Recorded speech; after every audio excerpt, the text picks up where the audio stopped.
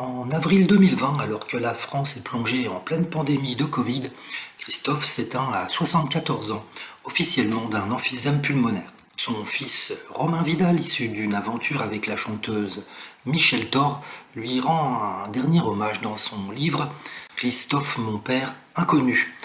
Entre autres, il revient sur la perte de son père et parmi les témoignages à lire dans l'ouvrage, celui de la nièce de Christophe, Cécile Vitra, qui révèle une fin de vie malheureuse, isolée, voire même abandonnée. Christophe est mort seul, c'est du moins ce que décrit la nièce de l'artiste.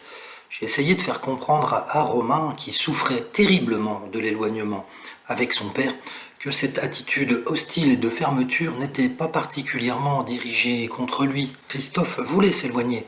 Il est mort à l'hôpital de Brest où il avait été transféré, chose hallucinante pour une personnalité comme lui, qui était frappé du Covid et qui avait d'abord été pris en charge dans un des meilleurs établissements de France, à l'hôpital Cochin à Paris. Et personne n'a pu lui dire au revoir de son vivant.